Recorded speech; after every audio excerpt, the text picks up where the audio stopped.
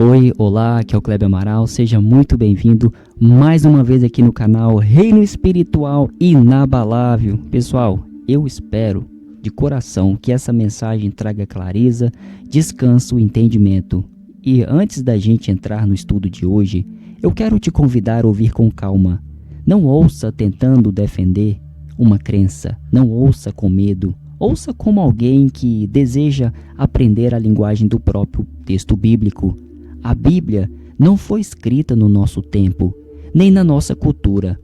Ela nasceu no mundo antigo dentro de uma linguagem simbólica, poética e profundamente ligada à ideia de governo, autoridade e ordem. E quando a gente respeita a linguagem, o texto deixa de confundir e começa a se revelar. Hoje nós vamos começar do início, não para correr para conclusões, mas para aprender como a própria Bíblia constrói o seu vocabulário. Nós vamos caminhar por Gênesis, passar pela história de José, entender o Egito, Moisés e chegar até Josué. Tudo isso para formar uma base sólida de leitura. No primeiro capítulo de Gênesis, o texto diz que Deus cria o sol, a lua e as estrelas. Gênesis capítulo 1, verso 14 ao 18. Mas repare com atenção, o texto não diz apenas que esses luminares servem para iluminar. Ele disse que eles foram criados para governar. Governar o dia, governar a noite, marcar tempos, estabelecer ordem. Desde o início, a Bíblia associa sol, lua, estrelas, a ideia de governo, autoridade e domínio. Porque no pensamento hebraico, governo não é apenas política. Governo é aquilo que determina ritmo, direção, influência e estrutura. Essa linguagem nasce em Gênesis. Ela não surge nos profetas, ela não surge nos evangelhos. Ela já está lá no começo. Alguns capítulos depois, a própria Bíblia nos ajuda a entender como essas linguagens funcionam. Na história de José, ele tem um sonho. Gênesis capítulo 37, verso 9 ao 10. Nesse sonho, o sol, a lua e as estrelas se inclinam diante dele. E o texto não deixa isso em aberto. O próprio relato explica que o sol representa o pai, Jacó, a lua representa a mãe e as estrelas representam os irmãos. Ou seja, o próprio texto bíblico está dizendo que sol, lua, estrelas podem representar pessoas em posição de autoridade. Jacó e sua esposa eram o governo sobre a vida de José. Não um governo político, mas um governo de autoridade, direção e influência. Aqui a Bíblia faz algo muito importante. Ela ensina o leitor a interpretar seus próprios símbolos. Sol, lua, estrelas não estão falando de astronomia, estão falando de governo. Com o tempo, José é levado ao Egito. Gênesis capítulo 31, verso 38 e 44. Ali, ele se torna administrador do Egito, responsável pela economia, responsável pela organização do tempo de fartura e do tempo de fome. Por causa disso, a família de Jacó é convidado a descer ao Egito. Gênesis capítulo 45, verso 7 ao 11. Nesse momento, Israel não entra no Egito como escravo. Entra como família, entra como hóspede, entra debaixo de proteção política. Enquanto José está vivo, existe favor, existe cobertura, existe estabilidade. Mas o texto faz uma observação decisiva. Levanta-se um novo faraó, que não conhecia José. Êxodo capítulo 1, verso 6 ao 8. Isso não é apenas desconhecimento histórico, é ruptura de relação, mudança de sistema, mudança de governo. O acordo antigo deixa de existir, a proteção acaba, o sistema passa a oprimir. Aqui nasce a escravidão, não de forma repentina, mas como consequência direta de uma mudança de governo. É exatamente nesse contexto que surge Moisés. Êxodo capítulo 1, verso 1 ao 10. A missão dele é clara: libertar. Êxodo capítulo 3, versos 7 ao 10, o confronto entre Moisés e Faraó não é apenas entre dois homens, é um confronto entre dois governos.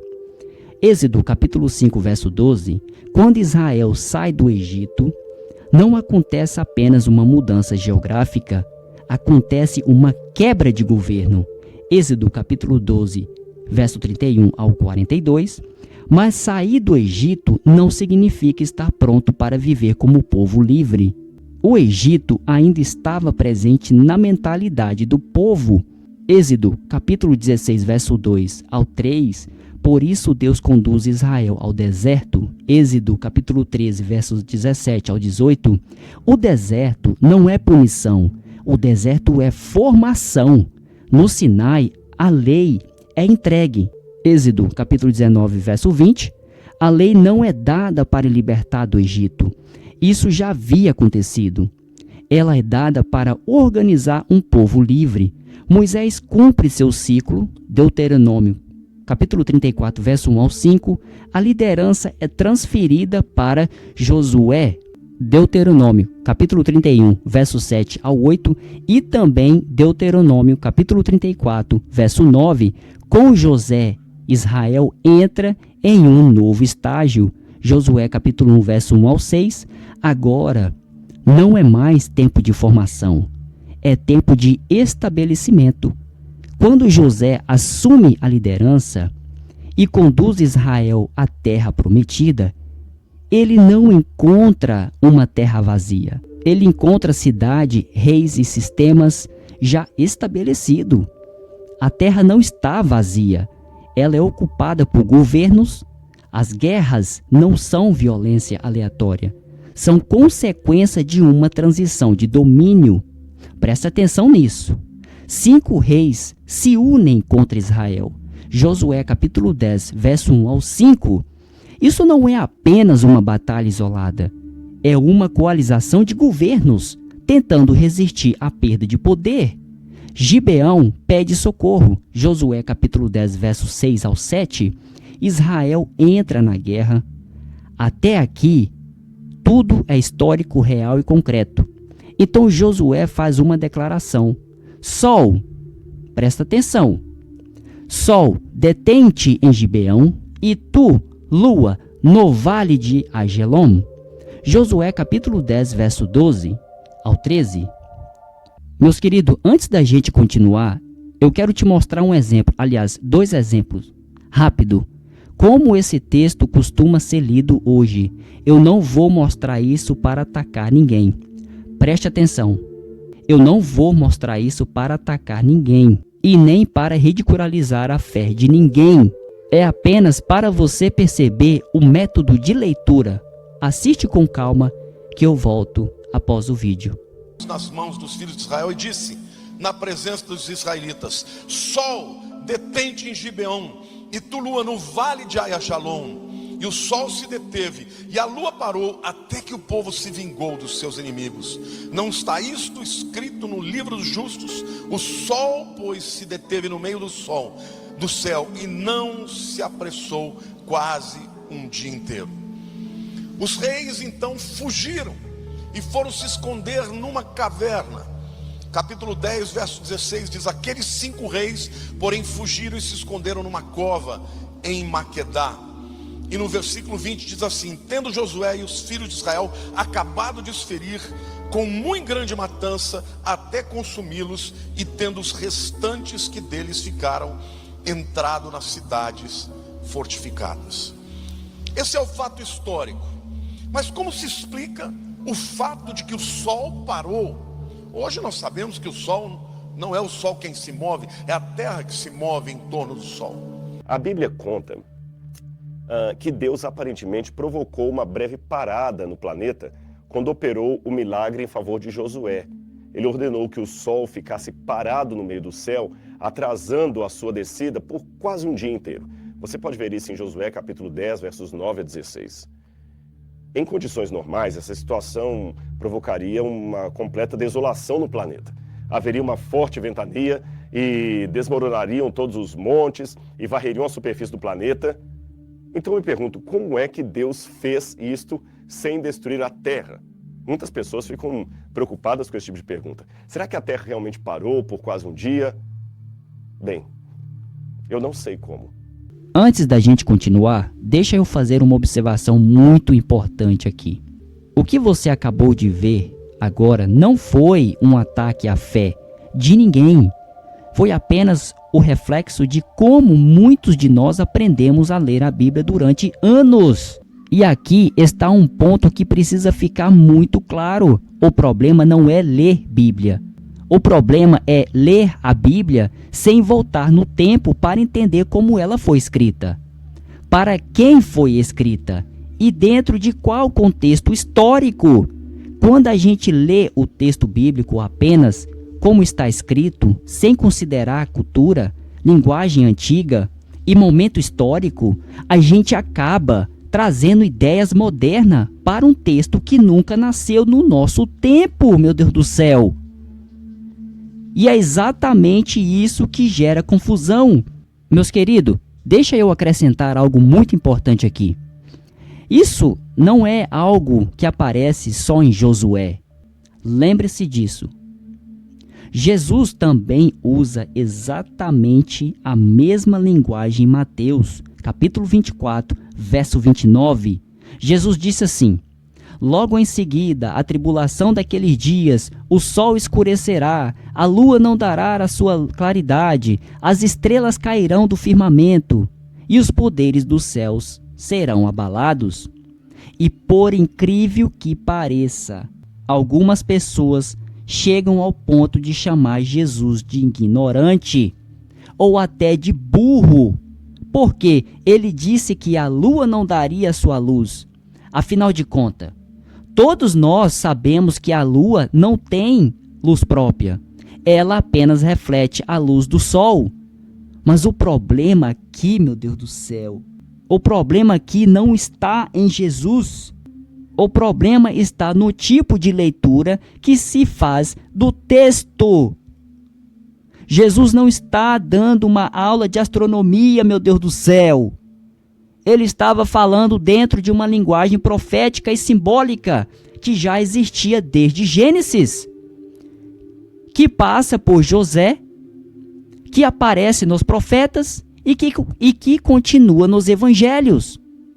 Quando Jesus fala de sol, lua, estrelas se apagando, ele não está falando de corpos celestes literais, meu Deus do céu. Ele está falando de autoridades, de poderes, de estruturas de governo, que perderia sua influência, a sua força e seu domínio. Tanto que o próprio texto conclui dizendo: os poderes dos céus serão abalados. Pessoal, céus no plural, meu Deus do céu. Não é o céu físico que está sendo descrito, mas um sistema de poder que está entrando em colapso. Lê isso como Jesus estivesse descrevendo fenômenos astronômicos modernos. Não só distorce o texto, como cria um problema que nunca existiu. Jesus estava falando a linguagem do seu tempo, para pessoas do seu tempo, usando símbolos que todos eles entendiam perfeitamente. Agora deixa eu só situar isso no tempo, porque isso faz toda a diferença. Jesus falou essas palavras por volta do ano 30 ao 33, da geração deles. Então a pergunta não deveria ser quando isso vai acontecer. A pergunta correta é outra: de qual queda Jesus estava falando? E quando a gente olha para a história, a resposta aparece. É só você estudar, é só você ler, é só você pesquisar, buscar. Não é algo jogado para um futuro distante. É algo dito no tempo certo, para pessoas reais, sobre um evento real. Entende? Então, voltando ao texto, para Josué, o próprio texto reforça isso quando diz: não está isso escrito no livro dos justos? Josué capítulo 10, verso 13. O livro do justo não era um livro científico. era um registro poético e histórico das grandes vitórias de Israel. No mundo antigo, feitos militares marcantes eram registrados em cânticos, em relatos épicos. Quando Josué diz, não está isso escrito no livro do justo? Ele não está citando um livro bíblico, nem acrescentando revelação nova. Ele apenas faz referência a um registro antigo, conhecido na época chamado Livro do Justo. A palavra no hebraico é Yasher. Essa vitória foi tão decisiva que entrou para os registros heróicos do povo. Isso confirma que a linguagem usada ali é épica, celebrativa, poética, não técnica.